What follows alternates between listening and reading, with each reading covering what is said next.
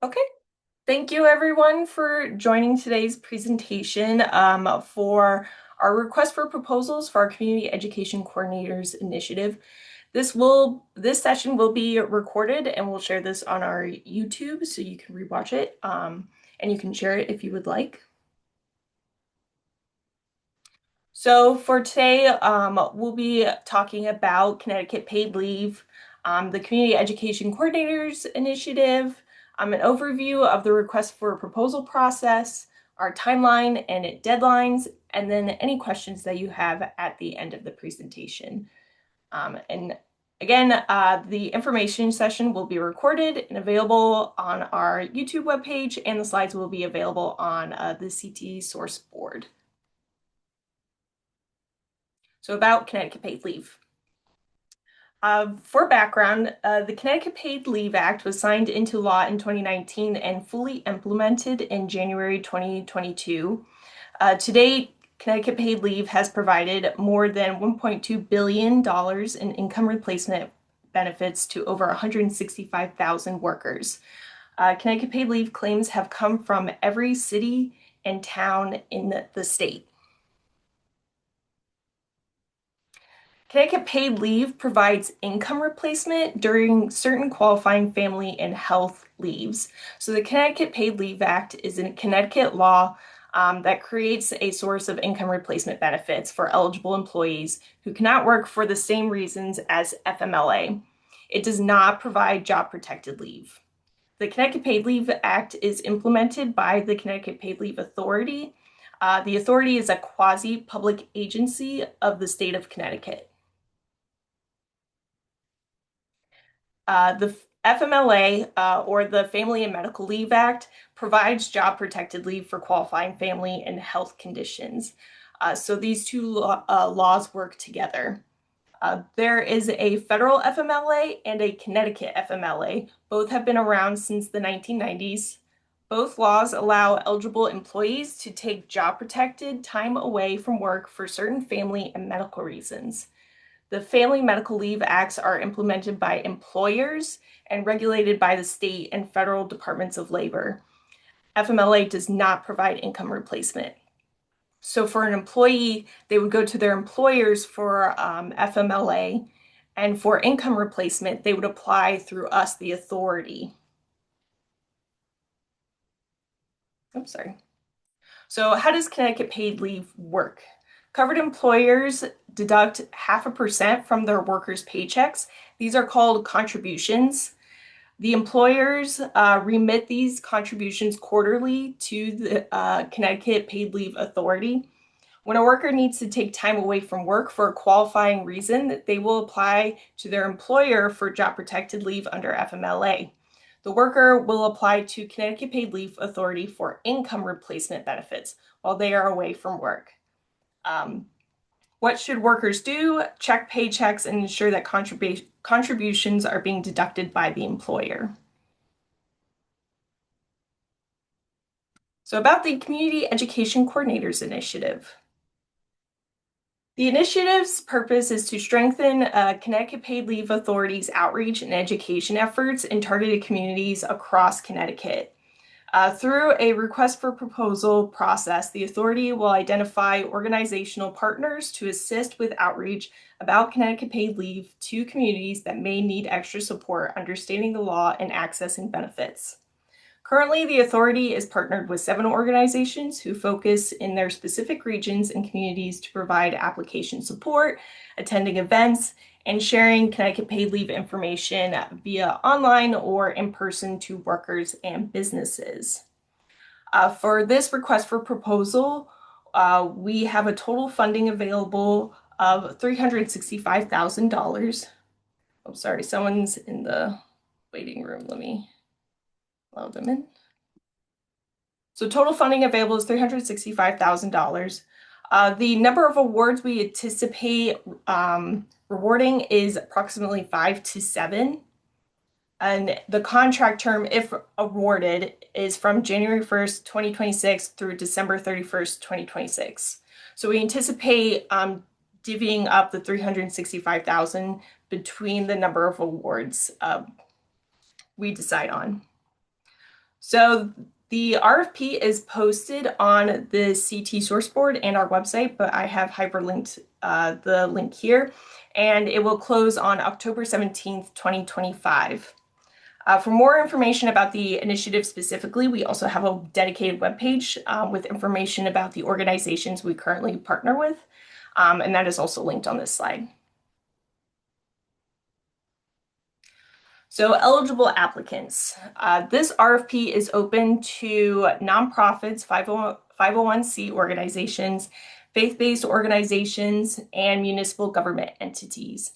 Eligible entities must demonstrate capacity and a history of success in one or more of the following areas, such as conducting outreach and education, translating and providing workers' rights information and employer resources in a culturally appropriate, language-specific, and otherwise accessible formats, or providing direct application support and assistance to workers. This is the initiative's logic model.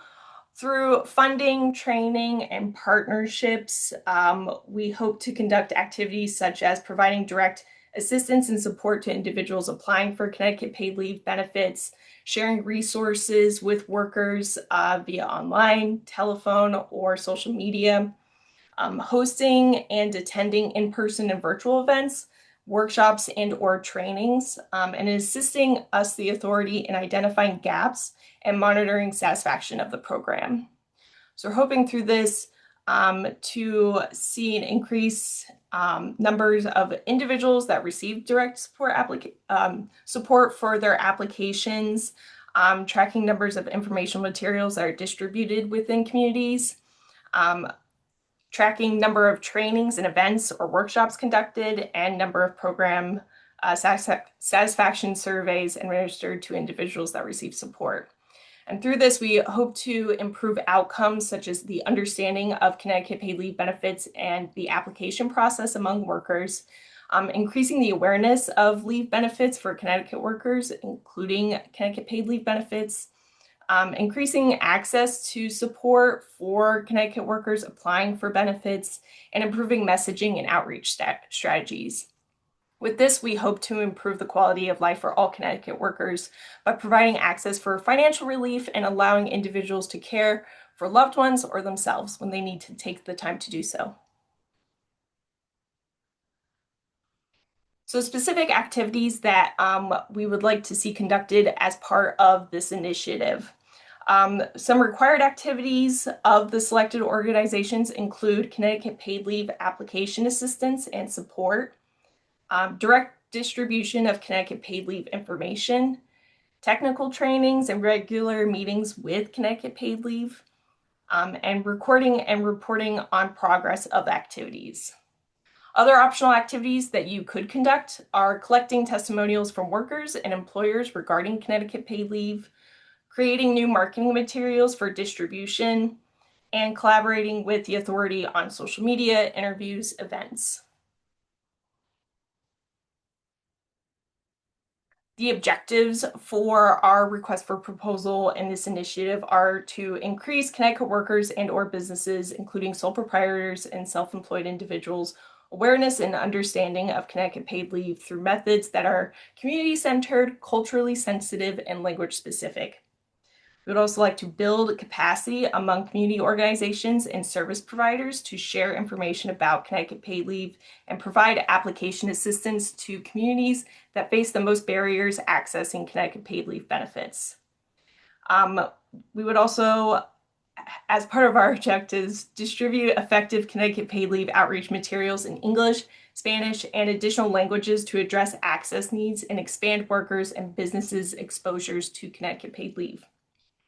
And we would like to increase collaboration with and establish a feedback loop between us, the authority, and community organizations and service providers to strengthen the authority's outreach strategies.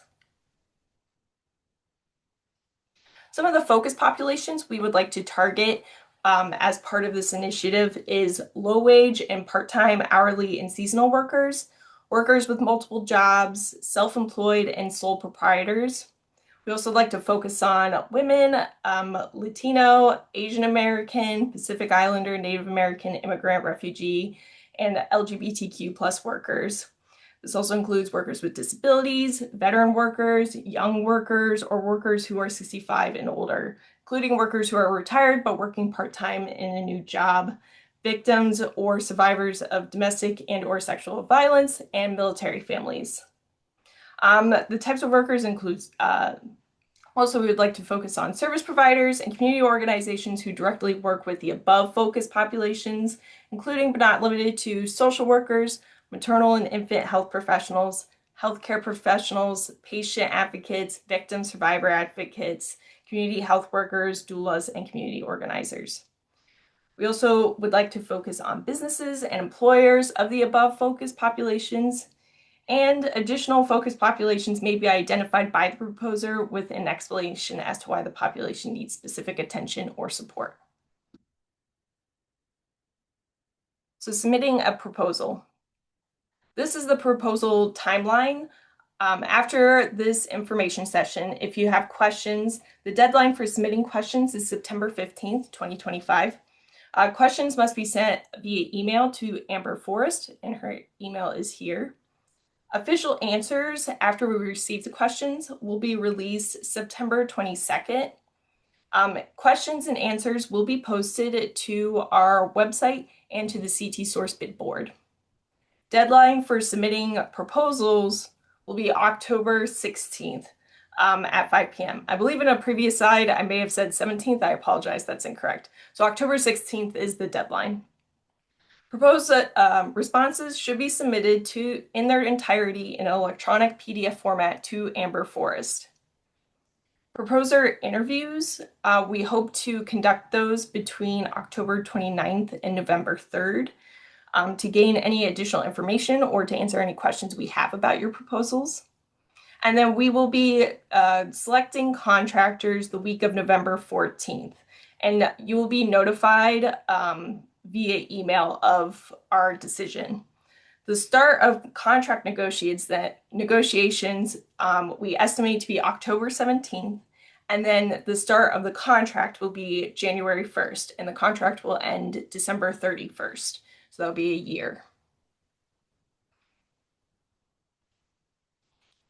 Proposal contact information that we would like you to include in your proposals is the name of your organization, the legal name, your federal employee identification number, street address, town, city, state, zip code, the contact person. So this is the individual who can provide additional information about the proposal or who has immediate responsibilities for the proposal. So this will be our main point of contact. Their title, their phone number, and email address, and then the authorized official. So the authorized official is the individual empowered to submit a binding offer on behalf of the proposer. And we would like their title and then their signature on the proposal itself.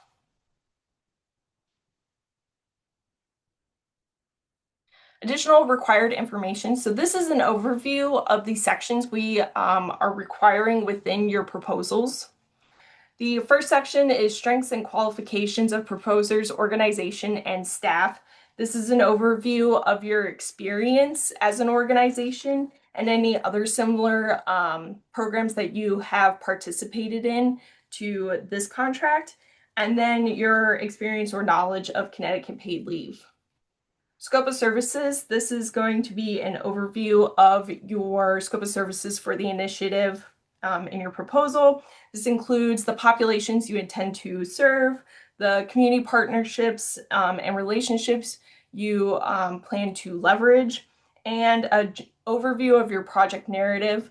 So your project narrative includes how you plan to assist the focus populations with their applications, your plan for outreach and engagement and attending any events, and providing a description on the events you plan on attending, and then your timeline. Staffing plan, this is a description of the staff you plan to include in your proposals. And then a description of their background and their positions and what their tasks will be. Data and technology, this is a description on how you plan on collecting and maintaining data for reporting purposes, and then maintaining the privacy of information that you may collect from individuals that you're assisting. And then a brief description on your organization's use of Google Drive, which is our main platform for reporting and information sharing purposes. Subcontractor information. If you plan to have subcontractors assist in your work for the initiative, so as part of your proposal, we require information about the subcontractors, information about the subcontractor's name, summary of the services that they're going to be providing, and the proposal amount for them. And if selected, we would like a copy of the agreement with the subcontractor. Additionally, we would like information on the insurance policies that the organization carries and the coverage limits for such policies. And then finally, we also require 2 forms to be completed as part of your proposals, your work plan and a budget. The work plan will include specifics on the activities that you propose to be conducting for the year, including start and end dates, assigned staff that will be working on the activities, and quarterly goals. Your budget will be a detailed budget, so it will include specific line items on staff, supplies, travel, and other items, expenses, including budget justifications. And then state certifications. So you'll have to complete the State of Connecticut campaign contribution form, and you'll have to acknowledge that you understand the obligations set forth in CGS 4A60 and 4A68, which is equal opportunity and employment. There's more information about this included in the RFP for details on what the required information for the proposal is. Required information for the work plan. So the work plan and the budget are specific forms. The work plan requires, as I said earlier, a description of the activity you plan to conduct, the assigned positions that will be conducting those activities, the start and end date, the target populations that the organization intends to target with the activity, target towns. So this is the areas in which you will be conducting the activities in. Indicators, so these are the measures in which the organization will determine progress and success, and then quarterly benchmarks. So there will be 4 quarters, so you will have to identify estimated goals of the activity for the quarter based on the indicators identified. These are quantitative benchmarks to determine how on track an activity is and to determine if the organization is meeting their minimum goals. Budget requirements and allowable costs. So the following sections are included in the budget form. We do not allow costs for equipment. So the following are what we do allow. So we allow personal costs for staff directly supporting work plan activities and deliverables, supply costs that have a unit cost less than $5,000 for printing outreach materials, event supplies, and office supplies, travel costs for in-state travel for outreach events, in-person workshops, and presentations, calculated by the current federal mileage rate by miles traveled. I believe that's 70 cents per mile. Other expenses necessary to carry out work plan activities. So this can include printing services costs, translation services costs, and marketing costs. Other expense types not listed will be specifically reviewed and approved by the authority. And then costs for subcontracting with another organization or person to support the proposer's work plan activities. So subcontractors can include trusted 501c community-based organizations, faith-based organizations, and municipal entities. Organizations that provide consultation services are not an allowable budget cost. Persons that are hired as a subcontractor in lieu of hiring a part-time or full-time staff person is allowable. Proposers must include a description of the services attached to the proposal and, upon selection, a copy of the agreement with the subcontractor. Details on the specifics for subcontractors is included in the request for proposal. And then finally, proposer budgets may include costs for general administration of the program's day-to-day operations, which includes rent, insurance, and administrative staff, also known as administrative costs, or you may also know it as indirect costs. Administrative costs cannot exceed 5% of the total proposed budget. And in the budget worksheet, this is automatically calculated. So when we review the proposals from individuals or organizations, we'll be rating them according to criteria that we've developed, and these include but are not limited to organizations' qualifications and general experience, proposed scope of services and plan to complete project deliverables, experience on similar projects, costs, proposers' commitment to diversity of their teams, efficiency of operations, and accountability. So that's the end of the presentation. I want to open it up for any questions that you may have, or if there are other sections of the presentation you would like me to go over again, I can do that. But I will stop sharing, and then you may decide to come off mute if you have any questions. I just had one about the budget, right? So obviously if you do the math of, 365 divided by 7, it's in the ballpark of what, $52,000 per award. I mean, is that kind of the target? I just don't know like what trying to plan out a proposal, like what is an amount you'd be looking for? Right. I would not determine your proposal amount based on dividing it by the number of potential applicants. I would say, um, as you're completing your scope of services, determine the amount that you think would be needed to conduct your activities. Sure. I would say on average from the past organizations that we've contracted with, the budgets have ranged from as low as 60,000 and up to 80,000. Okay. As we said, we're planning on selecting 5 to 7 organizations, but that's also based on the quality of the proposals that we receive.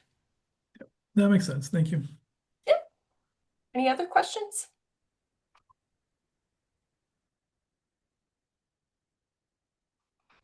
I do not hear any other questions. Again, just as a reminder, this is recorded, so you can rewatch this at a later date, and we will be sharing the slides on our website and the CT source board. So if you would like to review them again or share them, you can. And I appreciate everyone taking the time today to join us. Thank you so much.